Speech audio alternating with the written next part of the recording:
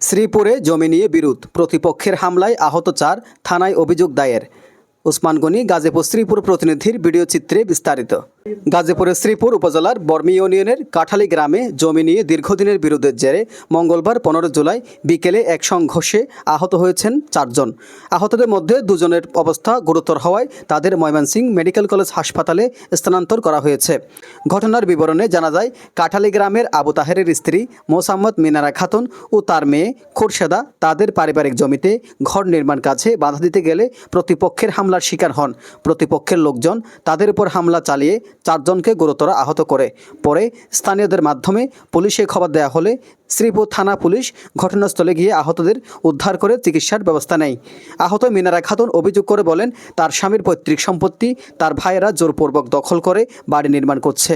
তিনি তার পরিবার নির্মাণে বাধা দিতে গেলে তাদের মারধর করা হয়। তার মেয়ে খোরশেদা বলেন, আমি বাবার বাড়িতে বেড়াতে এসে দেখি আমার চাচারা জোর করে আমাদের জমিতে ঘর তুলছে। গতকাল আমাকে এবং আমার বোনকে তারা পিটিয়ে আহত করেছে। আমরা এর সুষ্ঠু বিচার চাই। অভিযুক্তরা হলেন মৃত কেরামত আলী ফকিরের ছেলে মোহাম্মদ হেকিম, খায়রুল ইসলাম ও আব্দুল কাদির। তবে অভিযুক্ত খায়রুল ইসলামের সঙ্গে ফোনে যোগাযোগের চেষ্টা করেও বক্তব্য পাওয়া যায়নি। তিনি ফোনও রিসিভ করেননি। ঘটনার বিষয়ে শ্রীপুর থানার এএসআই কামরুজ্জামান বলেন, ঘটনার সংবাদ পেয়ে পুলিশ ঘটনাস্থলে গিয়েছিল।